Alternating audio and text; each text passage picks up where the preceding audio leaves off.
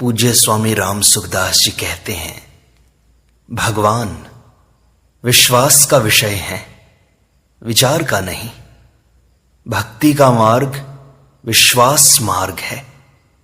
चार बातें हैं: ग्रहण करने का विषय, त्याग करने का विषय, जानने का विषय और मानने का विषय। भगवान सत असत सब कुछ है, यह मानने का विषय है। जानना विवेक मार्ग में होता है। ग्रहण और त्याग शास्त्र के अनुसार होना चाहिए। विष भी भगवान है, पर इसका अर्थ यह नहीं है कि विष खा लें। पूर्व युगों के विधि विधान कल्याण के लिए होते थे, परंतु कलयुग में वही विधि विधान होते हैं जिनसे नरकों की प्राप्ति हो जाए।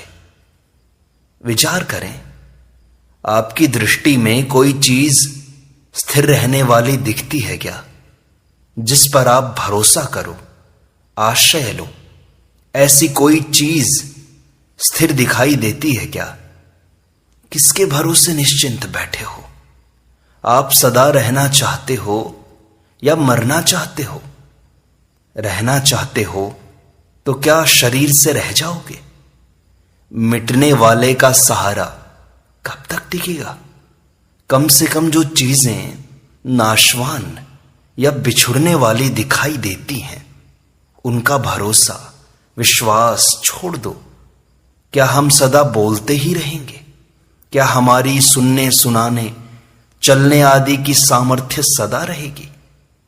यह तो सब बंद हो जाएगा। जब यह विश्वास हो जाएगा कि कोई सहारा रहने वाला नहीं है, तब भगवान का सहारा अपने आप होगा। नाम जप अपने आप होगा। किसी तरह से भगवान के साथ संबंध जोड़ लो। नाम जप करो तो जुबान से, पुस्तक पढ़ो तो नेत्रों से, चिंतन करो तो मन से। भगवान के साथ संबंध जुड़ गया। हम शरीर को लेकर मैं हूं कहते हैं, परंतु मैं वही हूं जो बालकपन में था। इसमें स्वरूप की तरफ लक्ष्य है। मैं नहीं हूं, ऐसे अपने अभाव का अनुभव कभी किसी को नहीं होता। स्वरूप के सिवाय सबके अभाव का अनुभव होता है। परमात्म तत्व के साथ हमारा एक कण और क्षण जितना भी वियोग नहीं है। ये शरीर ब्रह्मांड का नमूना है। जैसे ब्रह्मांड में परमात्मा है, ऐसे शरीर में आत्मा है। समाधि अवस्था में मस्तक सीधा रहता है, नींद में आगे झुक जाता है, जड़ता में पीछे जाता है और विक्षेप या स्वप्न में दाएं बाएं झुकता है। मनुष्य शरीर परमात्मा प्राप्ति के लिए ही मिला है, भोग व संग्रह के लिए नहीं। भोग व संग्रह में लगने से पश्चाताप करना पड़ेगा। जो करने लायक काम ना करे, उसे पश्चाताप करना पड़ता है। एक उद्देश्य होने पर अनुकूल प्रतिकूल सब सहायक हो जाते हैं। त्यागी की सेवा दुनिया करती है। भगवान की तरफ चलने वाले से पवित्रता ही पवित्रता आती है। उसके द्वारा संसार मात्र का भला होता है। जैसे सूर्य जहां जहां जाता है, वहां वहां दिन हो जाता है। संपूर्ण सृष्टि का कारण अहम है। अहम में ही संपूर्ण सृष्टि भरी हुई है। जब तक अहम है, तब तक साधक साधन साध्य का भेद रहता है। अहम न रहने पर साधक साधन होकर साध्य में लीन हो जाता है।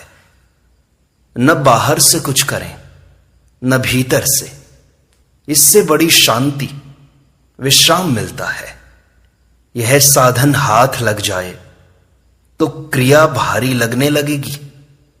सहज अवस्था सबको प्राप्त है, पर क्रियाशीलता में आसक्ति के कारण उसका अनुभव नहीं होता। साथी और सामान के बिना विश्राम होता है। चिंतन करने से प्रकृति का संग होता है।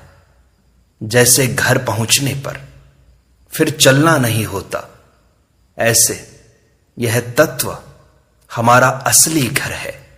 यहां चिंतन आदि कुछ भी करना नहीं होता।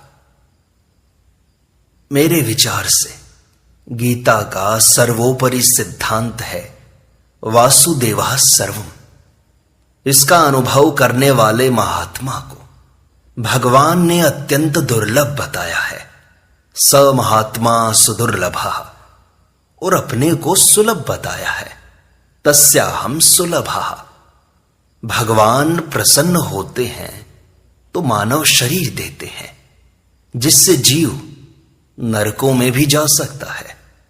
पर महात्मा तो भगवान की ही प्राप्ति कराते हैं। उस महात्मा का स्वरूप बताया है वासुदेवः सर्वम्। पेड़ों में चाहे आम न लगे हों तो भी उसे आम का बगीचा कहते हैं।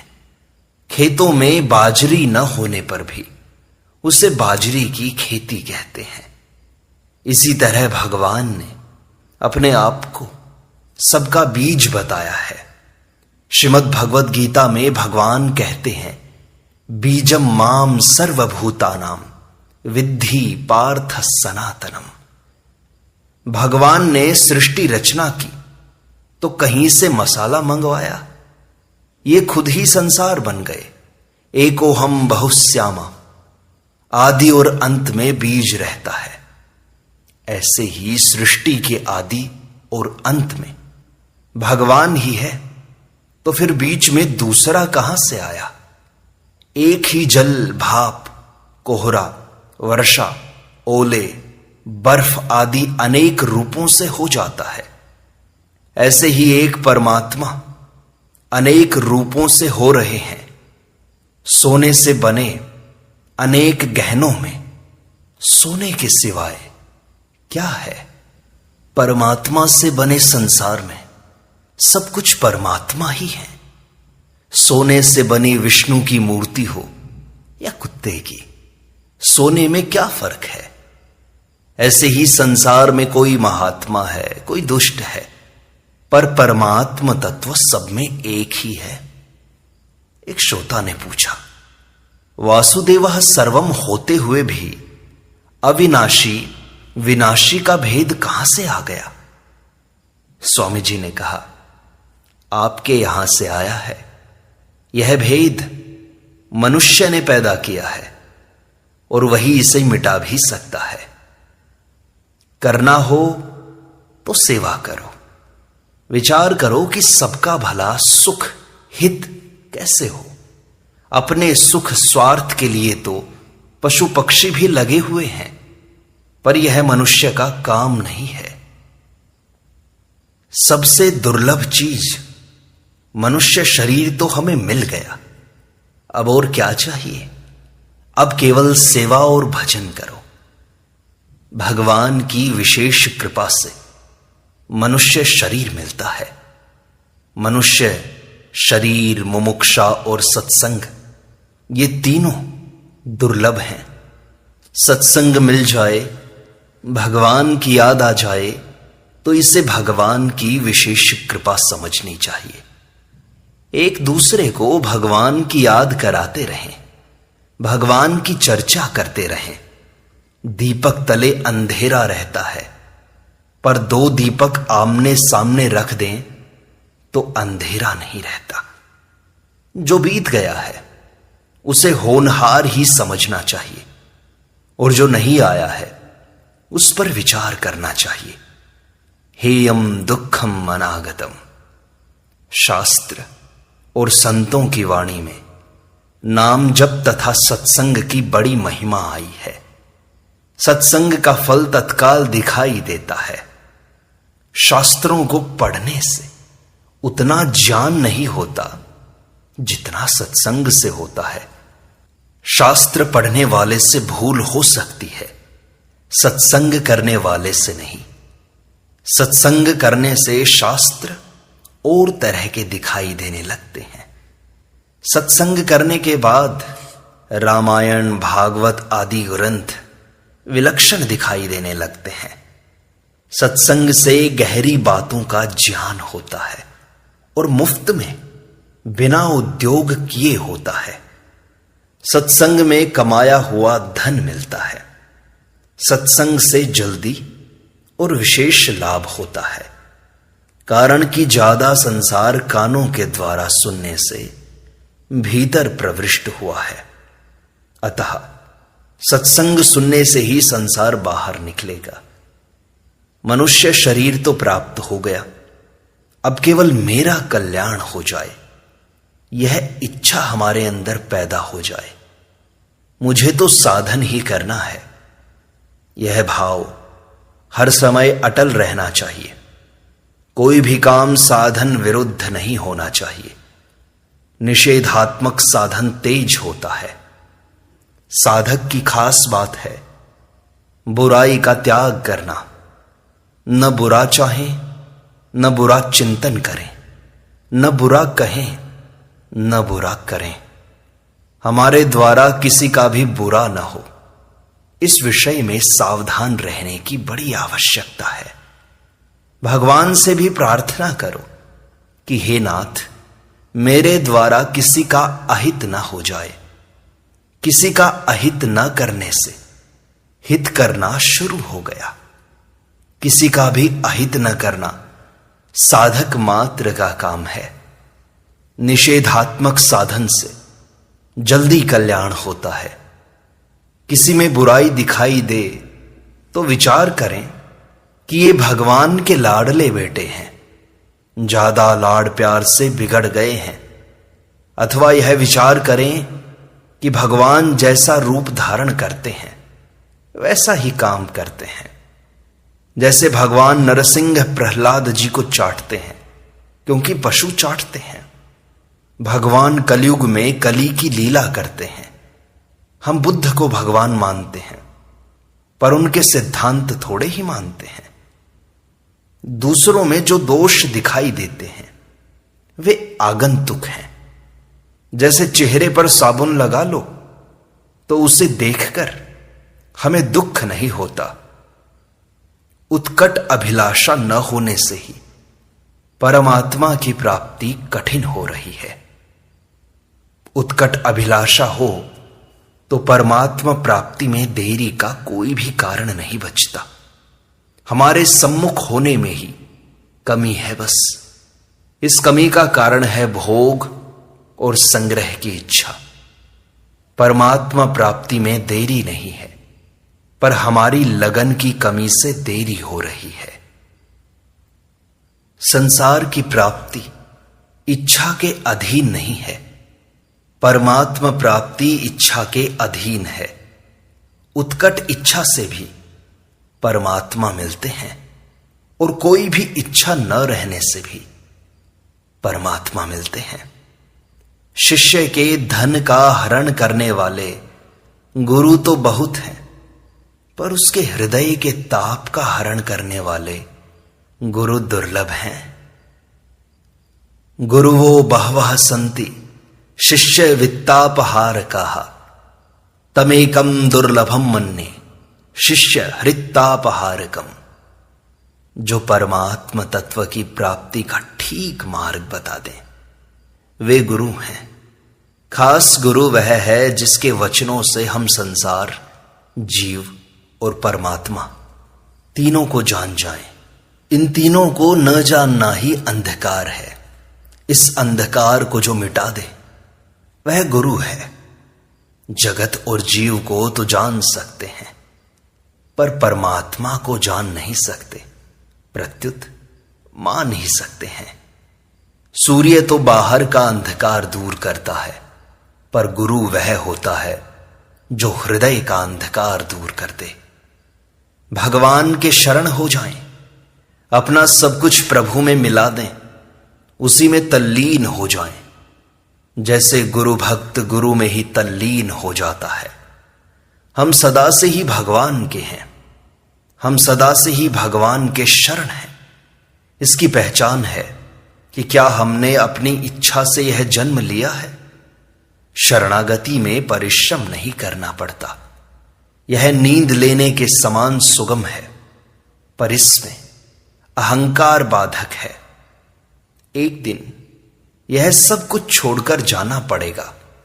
संसार में प्रत्येक चीज की आयु है, यहां कोई भी चीज रहने वाली नहीं है। एक दिन सबका वियोग होगा। मिलना अनित्य है, पर बिछुड़ना नित्य है। वाल्मीकि रामायण में कहा है, समस्त संग्रहों का अंत विनाश है, लौकिक उन्नतियों का अंत पतन है, संयोगों का अंत वियोग है और जीवन का अंत मरण है। अतः सबकी सेवा कर दें, थोड़े समय के लिए गड़बड़ी ना करें। सेवा करने से वस्तु घटेगी नहीं। आशा छोड़ दें तो चीजें अपने आप आएंगी। व्यवहार में आने वाली चीज की कमी नहीं रहेगी। धनी आदमी ज्यादा रोगी होते हैं। वस्तुएं तो रहेंगी, पर उनको भोगने की शक्ति नष्ट हो जाएगी। अपने मन की होने की अपेक्षा भगवान के मन की होने में ही हमारा कल्याण है। जो संसार का सुख चाहता है, उसके लिए संसार दुख रूप है, और जो संसार की सेवा करता है, उसके लिए संसार भगवद रूप है। सुख के भोगी को दुख भोगना ही पड़ेगा। यदि पहले दुख न हो तो संसार का सुख हो ही नहीं सकता। प्यास के बिना जल से सुख नहीं होगा। धन के अभाव का दुख होने से ही धन सुख देता है। संसार का सुख दुख के बिना हो ही नहीं सकता। सुख का परिणाम दुख है ही। सच्ची बात को मान लेने का नाम श्रद्धा है, और सच्ची बात को जान लेने का नाम ज्ञान है। शरीर के साथ हमारा संबंध माना हुआ है, पैदा किया हुआ और मिटने वाला है। यह सच्ची और निसंदेह बात है। संसार का संबंध सदा से नहीं है और सदा साथ नहीं रहेगा। ऐसा कोई मनुष्य नहीं है जो जन्मा है पर मरेगा नहीं। दूसरों की सेवा करो, पर दूसरे हमारी सेवा करें, यह आशा मत रखो। भगवान में अपने आप को लगाना करण निरपेक्ष है, साधन की जरूरत नहीं है। और मन बुद्धि को लगाना करण सापेक्ष है। दूसरी सामग्री से काम न लेकर अपने आप करना करण निरपेक्ष होता है। स्वयं को बदलना करण निरपेक्ष है। जहां स्वयं होता है वहां करण की आवश्यकता नहीं होती। करण सापेक्ष में अभ्यास होता है। अभ्यास से कल्याण नहीं होता। अभ्यास कभी भी करण रहित हो सकता ही नहीं। अभ्यास करने वाला ही योग भ्रष्ट होता है। यदि अपने कर्तव्य का दृढ़ता से पालन करें तो कल्याण हो जाएगा। अलग साधन करने की आवश्यकता नहीं है। कर्तव्य पालन में जितनी अधिक तत्परता होगी उतनी जल्दी सिद्धि होगी।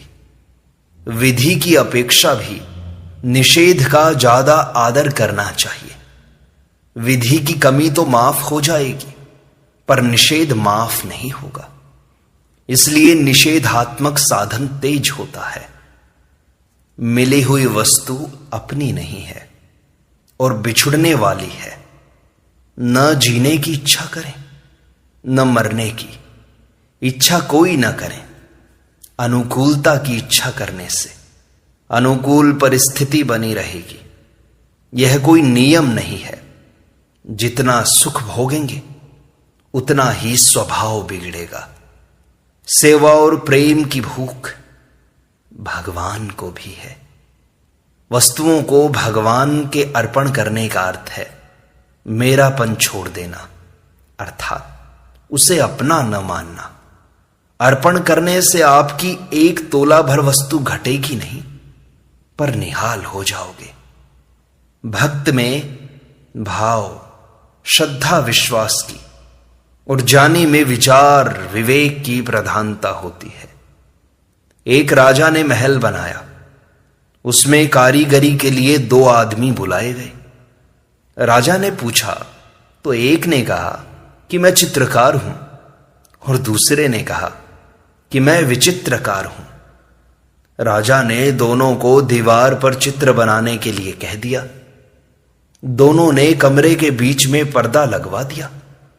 एक दीवार पर चित्रकार ने रंग बिरंगे चित्र बनाने शुरू कर दिए। उसके सामने की दीवार पर विचित्रकार ने दीवार को साफ करना शुरू कर दिया। चित्रकार ने तो दीवार को रंग बिरंगे चित्रों से सजा दिया और विचित्रकार ने दीवार को दर्पण की तरह साफ कर दिया। जब बीच का पर्दा हटाया गया तो चित्रकार के बनाए चित्र सामने की दीवार पर प्रतिबिंबित हो उठे। भक्त चित्रकार है जो जगत को भगवत स्वरूप देखता है, और ज्ञानी विचित्रकार है जो जगत का निषेध करके ब्रह्म को देखता है। जो संसार से सुख चाहता है वह न चित्रकार है न विचित्रकार है। सुख चाहने वाले के लिए यह संसार दुखालय है और सेवा करने वाले के लिए परमात्मा का स्वरूप है। सब संसार साक्षात परमात्मा का स्वरूप है, परंतु जो लोग माया से मोहित हैं उन्हें इसमें गुण दोष दिखाई देते हैं। गुण दोष न देखकर भगवान को देखें तो भगवान प्रकट हो जाएंगे।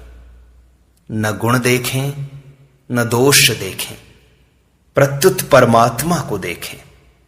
कोई पाप अन्याय करता दिखाई दे तो समझें कि भगवान कलयुग की लीला कर रहे हैं, अथवा भगवान के लाडले हैं, ज्यादा लाड से बिगड़ गए हैं। विवेक ज्ञान आरंभ है, स्वरूप ज्ञान अंत है। विवेक का फल वैराग्य बताया गया है। सत असत को अलग अलग जानना विवेक है। संसार का ज्ञान होने से संसार से वैराग्य हो जाता है। संसार का काम तो कोई भी कर लेगा, पर अपना कल्याण कौन करेगा? यह काम सबसे पहले करने का है। इसी के लिए मानव शरीर मिला है। कुछ करना, जानना और पाना बाकी न रहे, इस पूर्णता के लिए शरीर मिला है। यह काम कठिन नहीं है, सुगम है। इसके सब अधिकारी हैं। इसमें सावधान रहें। सावधानी ही साधना है। सत्संग का यह भाग यहीं संपूर्णता को प्राप्त होता है। शेष अगले अंक में।